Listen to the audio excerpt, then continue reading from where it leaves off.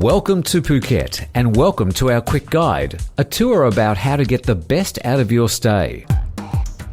You might be surprised that Phuket isn't just about beaches and palm trees, it's a lot more.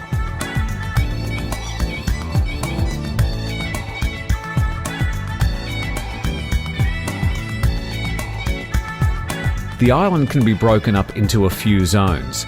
There's the west coast where the best beaches face the Andaman Sea. The tourist towns of Patong, Kata, Karon and Surin define the west coast. Patong the party town, Surin a little bit more laid back, Karon and Kata somewhere between the two.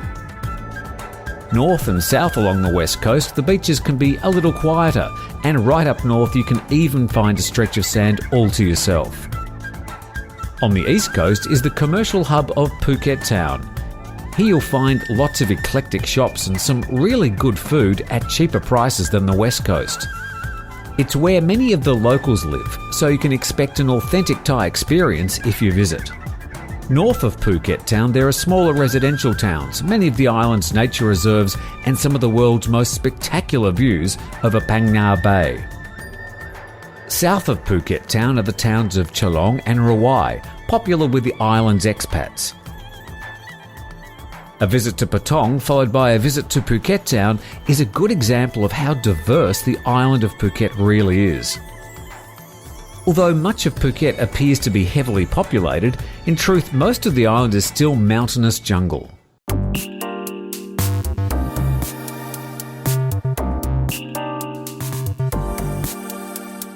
If you've come to Phuket for a holiday, then you want to know if it's going to rain. Well, it does rain, but mostly between May and November, which we call the green season. Between December and April each year is the dry season, and you'll likely be blessed with day after day of clear blue skies. The weather on the island is driven by the monsoon, which blows from the southwest during the green season, pulling in moist air from the Indian Ocean, and then turns round like clockwork sometime late October or early November, when the northeasterly blows hot air from the Asian continent down across the Malay Peninsula. The temperature is much the same right around the year, with the months of February, March and April the hottest, and traditionally September the wettest. But even if it rains, it will probably be a heavy shower and not too long. Being near the equator, the sun is always up between 6 and 7 in the morning and sets at around the same time each night, also between 6 and 7.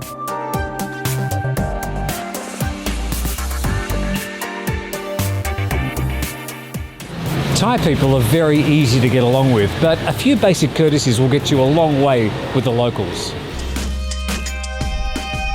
By now, you would have already been welcomed with a traditional Thai Yai. This is how Thais greet each other at all occasions. Although there are many subtleties and variations of the Yai, here's a few tips to avoid a cultural faux pas. If a Thai person Yais you, it's polite to respond, either to Yai back if you want, but a simple acknowledgement or a bow of the head would also be appropriate. Give it a try. Just press your hands together, fingers and thumbs together, hold your hands against your chest, bow your head slightly with your fingertips up near your nose. Even if you get it wrong, you'll score lots of points for trying and be rewarded with the famous Thai smile. The Y will usually be accompanied by the greetings Sawadi Cup for men or Sawadi Ka for women. Use the same greeting at any time of the day. If you learn no other terms whilst you're here in Thailand, learn Sawadi Cup and Sawadi Ka. It will always be appreciated. Thailand is a constitutional monarchy, and although it has a democratically elected government, it also has a revered royal family who have served the country as the Chakri dynasty since 1782. His Majesty, the King of Thailand, is the longest-serving monarch in the world and deeply respected by the people. Under no circumstances is it considered appropriate to discuss any matters relating to His Majesty or the royal family during your time in Thailand. You're here for a holiday, and you might wear the skimpiest clothes when you're in some tropical countries, but in Thailand what you wear is an important extension of who you are. There are no firm rules on this, but for example, topless bathing on the beaches would not be considered appropriate in Thai culture. Despite what you might see in Patong's Bangla Road, Thai people are quite conservative when it comes to what you wear, and it will be noted by the locals. When going to a temple, you must cover your shoulders, and skimpy shorts and skirts would not be permitted. Many temples happily provide tourists with sarongs and scarves to help in these situations. Whatever you do, buy some cheap, comfortable slip-on shoes or sandals for your visit. Like with many Asian cultures, you'll be taking your shoes off often, at all times when entering a house and sometimes when going into local shops, especially when you're out of the main tourist spots. Finally, in Buddhist culture, the head is the most sacred part of the body and should not be touched by a stranger. Well, there's plenty more to tell you, so we'll be back in just a moment to tell you more about this incredible island.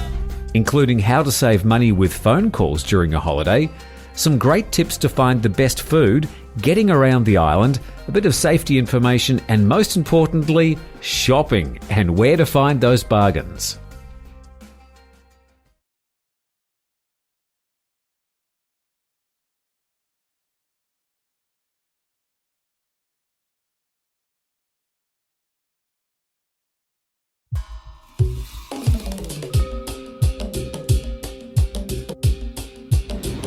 Welcome back to our quick guide to Phuket. Now, you're on holiday, so the last thing you probably need is your phone annoying you.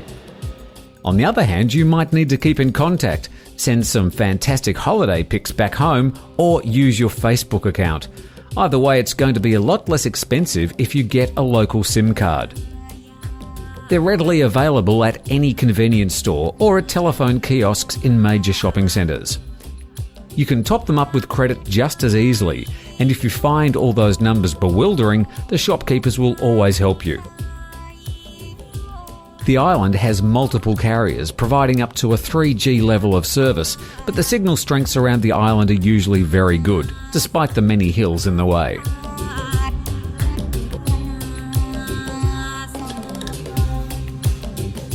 Phuket has its own variation of Thai cuisine, and you'll be spoiled for choice here on the island. You'll find some of the cheapest and most expensive dining experiences in the world here in Phuket. And the price of your meal doesn't necessarily mean it's going to taste any better. These days, even the street food is okay to eat, and there's plenty of it. The Thais love eating good food, so be guided not by the fancy location and expensive decorations, but more by where the locals are eating. No matter where you are, you'll never be far away from an enormous variety of food. Well, if you like spicy foods, you've come to the right place. And if you do get some sort of stomach upset, it's much more likely that you've overestimated your tolerance of spicy food rather than any actual problem with the food. The Thai food that you have in your home country is probably a much milder version than the real thing. If you're not used to spicy food, make sure you learn the term Mai Pet when ordering. This simply means no spice, and even so with Thai dishes, they'll probably have some spice in them. Even if you order mild spice for your meal, it will likely be a lot spicier than you expect. Apart from learning how to say hello in Thai, learning the term Mai Pet will be a great help. Even if you're not into Thai food, most menus are full of variations of many world cuisines. People come to Phuket from around the world, so most tastes are catered for.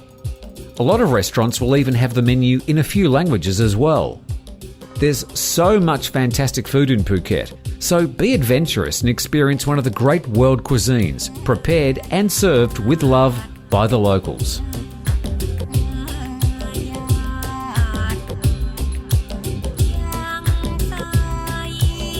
Okay, I'll be frank with you here. Getting around Phuket can be a nightmare.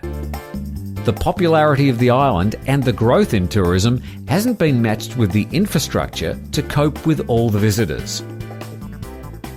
Public transport in Phuket exists only in a very basic form, and it's used mainly by the locals. The roads are not wonderful and the traffic can be hideous, particularly during the morning and evening when people are going to and coming from work. And in the peak months of December and January, getting around needs a bit of planning to avoid the worst of the traffic. It can also be expensive, but fear not, it's not that hard to get around once you know your options. If you arrived at the Phuket International Airport, you would have already witnessed the organised chaos of the transport system here. Mainly on the west coast and around tourist areas, you'll see the ubiquitous Phuket tuk-tuk. The fares from place to place are pretty much set, so there's not much of a chance to bargain. For longer trips, there are taxis. Make sure you use a registered taxi, recognisable by the green licence plate and the yellow stickers on the doors, and avoid getting into unmarked vehicles no matter what they're offering. If you're travelling longer distances or want to hire a taxi for a few days, always establish the price before you get started.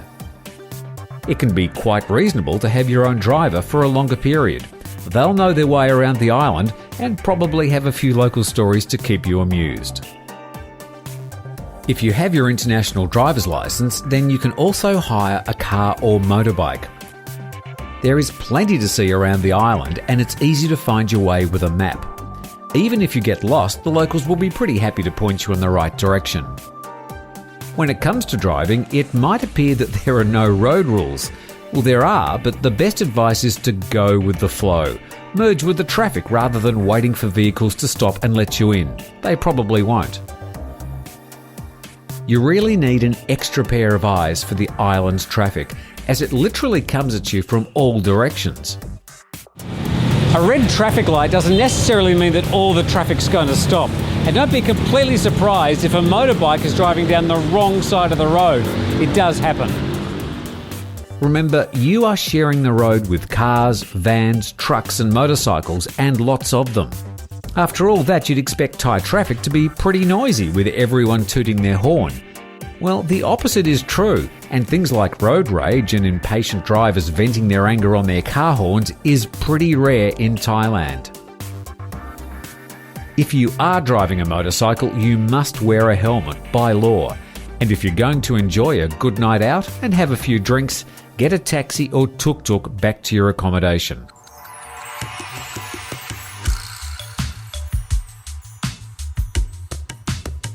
When it comes to scams and annoyances, Phuket does have its share of people who are keen to part you from your money. Jet ski hiring scams are legendary and well publicised. Like with motorbike and car hiring, make sure you check the paperwork and ensure you have insurance. Especially here in Patong, you will be approached by any number of people offering you special deals and opportunities to visit their shop or hotel. Just politely say no or shake your head and keep going. It's just part of tourist life in Phuket. The golden rule with scams and annoyances is, if it sounds too good to be true, it probably is.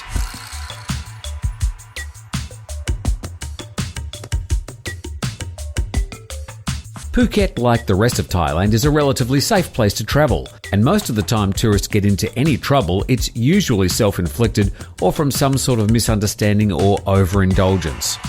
Just use common sense in all situations and stick to well-lit areas, and you're unlikely to encounter any serious problems. Phuket has a well-developed tourist police service and caters for most of the common languages visiting here. Call 1555 if you have any trouble. As far as the beaches are concerned, sadly there are many drownings each year, mostly during the monsoon between May and October, when the seas along the west coast can get very rough. There are lifeguards patrolling most beaches all year. Heed their warnings and obey the flags posted along the shore.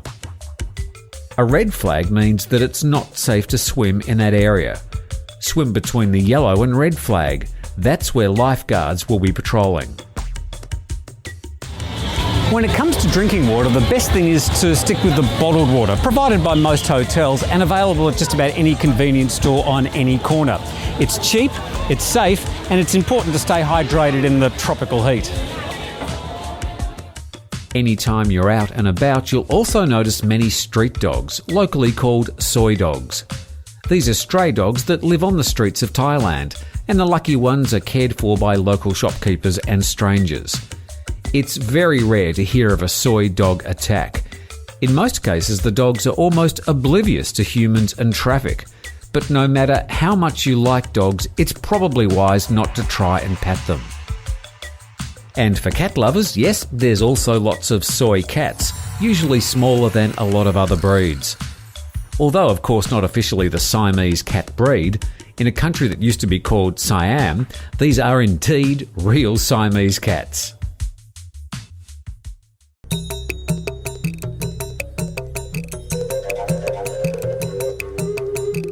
Along with being a food heaven, Phuket's also a fantastic shopping destination, catering for all international tastes.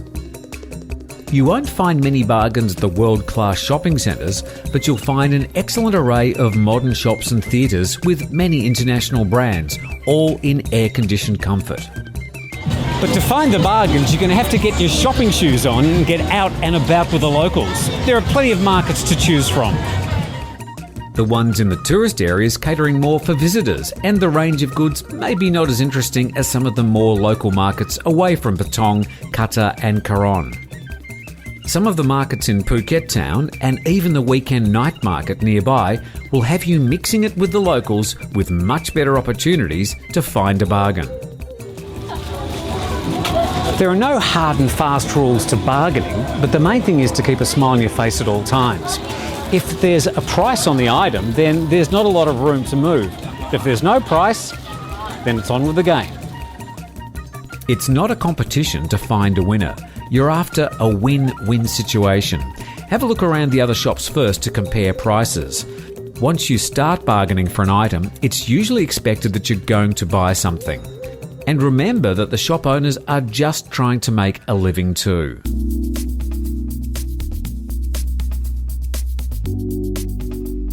It's almost impossible to pick a top 5 or 6 must-see attractions in Phuket.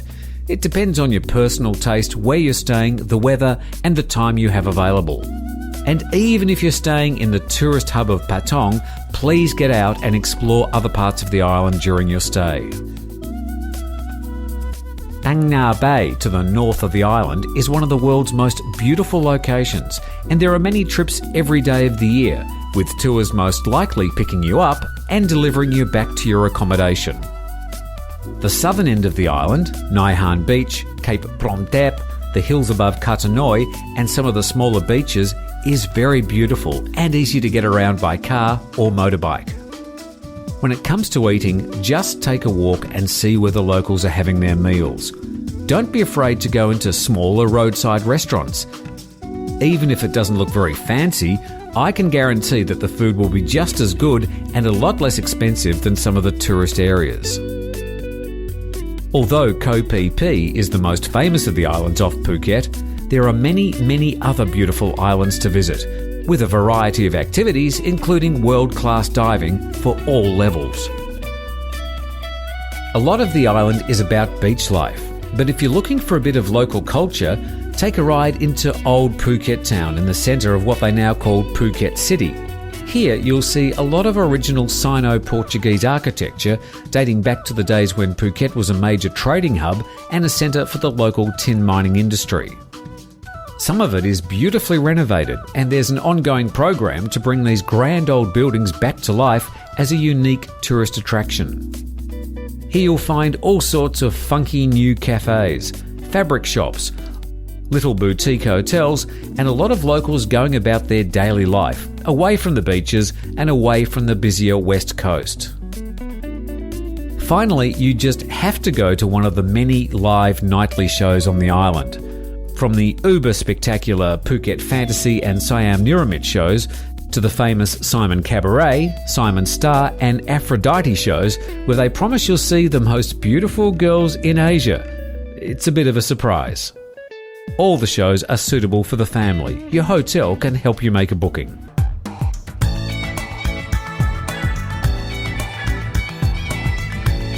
If you want to keep up to date with what's happening around the island, we recommend you find a copy of the Phuket News. It comes out weekly. Go to thephuketnews.com for all the latest news and local information. Watch Phuket News TV online by clicking TV, or listen to Live 89.5 online or on the radio. Well, we hope we've paved the way for a more enjoyable time here on the island. No matter what the weather is like, no matter where you're staying, no matter what your budget, Phuket's got something for everyone. Thanks for spending your time with us. We'll see you somewhere around the island.